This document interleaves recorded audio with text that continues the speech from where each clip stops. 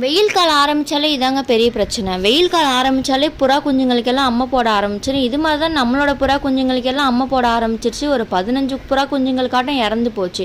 நம்மளும் எதேதோ பண்ணோம், ஆனால் நம்மளால் காப்பாற்ற முடியல. எங்களுக்கு ரொம்ப கஷ்டமாயிடுச்சு. அதுக்கப்புறம் தான் தெரிய வந்துச்சு, புறாங்களுக்கெல்லாம் அம்மை போட்டால் கண்டிப்பாக காப்பாற்றவே முடியாது. 199% காப்பாற்ற முடியாது, 1% தான் காப்பாற்ற முடியும்னு சொன்னாங்க.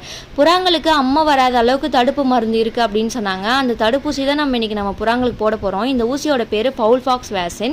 இந்த ஊசி பார்த்திங்கன்னா காலையிலே அல்லது சாயந்தரம் தான் போடணும். எந்த காரணத்தை கொண்டும் வெயில் டைமில் நம்ம புறாங்களுக்கு இந்த ஊசியை போடவே கூடாது.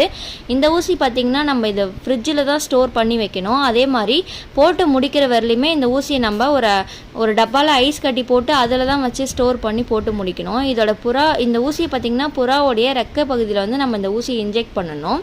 இந்த வீடியோ உங்களுக்கு பிடிச்சிருந்தா லைக் பண்ணி சப்ஸ்கிரைப் பண்ணி சர்ப்ரைஸ் பண்ணுங்கள். தேங்க்ஸ் ஃபார் வாட்சிங்.